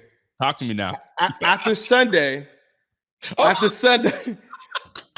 I'm gonna throw Rico on it. You see, it's a Bills helmet anyway. So we're gonna be looking for Rico after Sunday. You got an open invitation to come on the Cincinnati Pod. We're gonna look for you. You know what? We're gonna look. I'm gonna tell you, that's the best response I ever got. I'm gonna get Rico. Look, don't have me looking for you now. Like we go now that we cool, now we gang and we can talk ball. I'm gonna be looking for Rico, so I ain't gotta put you on the milk card. I like it. You know what's beautiful about this? We got receipts, baby. We got receipts. So when it all plays out, it is what it is. It is what it, you know what I'm saying? Like, listen, at the end of the day, man, like I said, I love football. I do got to get out of it. But I appreciate you having me on here. And I just think that it's a beautiful thing. And some people like take a little bit more into it and just be on some like, oh my God, like, look, either way, win, lose, or draw, man, like it's all love, fam. I appreciate what you're doing. I appreciate like fans in here turned up. Like that's what I want to see. And I just think that we got to do more of this building and we got to get everything out. You know, like you were saying some of the stuff before you came on, and I love having these conversations because the masses and the powers that be aren't allowing our teams. Like our teams have a lot of similarities. Like on a history alert, I mean on the history side of it, there's a lot of different players that haven't got their just due, and it's up to us as fans, and it's up to us as podcasters. It's up to all the people to make sure that people getting the proper information so that guys get their just due. So win, lose, draw, man, like we're gonna still be able to turn up, get money, live another life, and have our family come home to talk ball, whether it be whatever, you know what I'm saying? Win, lose, or draw, we're gonna have a good time, and we doing it for the sport of football. You feel me? Yes, sir. Ladies and gentlemen, my guy Zim from Win City Podcast came through, blessed the show. We need to have you back another time, man. This was a good link up. I think these are necessary for fans of the team from both squads to kind of partake and have a little fun. So listen, I appreciate your time, man. Handle it. Go handle it with your family. Much love. Is Who Dey Nation. You know what I'm saying? You gotta come. You're gonna come on the Cincinnati Pod, right? No doubt about it. You know I'm gonna bring the energy. That's what I do, baby. So we gonna catch you on the flip side. That's my man Wim. Zim, salute. Appreciate you, man. Catch you on the flip side. Appreciate y'all, man. No doubt about it. Let's go. That's my guy Zim came through. If you guys appreciate that show, smash that like. If you guys appreciate that show, hit that subscribe button. We hit that 25K subscriber and it feels so damn good. Let's keep it moving. And folks, just like that, the show's done.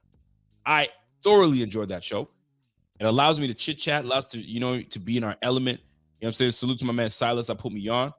Love it. Silas been killing in the game right now. So love every bit of it. I got to give a shout out to my man Zim came through, and that's the first time somebody put me on the damn milk carton alert. How dare he? You know what I'm saying? And I hope I'm not on the damn milk carton alert, because I definitely would have been on the milk carton alert if we lost to the Dolphins. You would have saw me say, peace, I'm out. But that ain't going to happen. Bills are going to win this one. I feel it.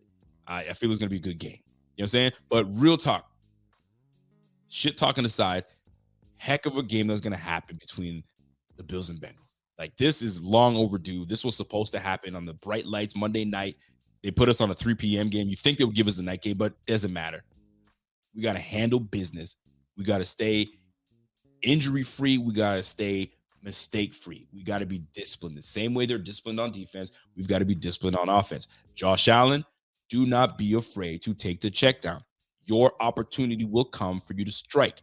I don't give a damn who's back there. Von Bell, Jesse Bates, don't give two shits.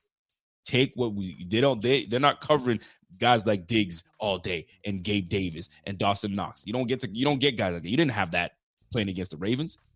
You know what I'm saying? This is a different beast. And I'm looking very much forward to this. So, folks, smash that like. If you're a Bengals fan in this thing, it's going to be a heck of a game. Smash that like. Show some love. And if you guys haven't followed, follow the brand on every social media platform, IG, Twitter, Facebook, TikTok. You know it. We're everywhere. If you guys have not followed me yet on Twitter, right here, Rico_BF_. That's how we do. And that's it for me. I got to get ready to get this flight. I'm about to be in Ontario, going to visit my mom's and watch the game out there. So I'm not going to be in my element. So I'm going to take all my stuff with me and we out of here. So, folks, that's it for me. Y'all enjoy the rest of your evening and the rest of the weekend. We'll see you Sunday for pregame. Ooh, I cannot wait. Ladies and gentlemen, it's the Rico Report. It's the Buffalo Fanatics. And I'm gone. Have a good evening. And we'll catch you guys later. Peace. Hey.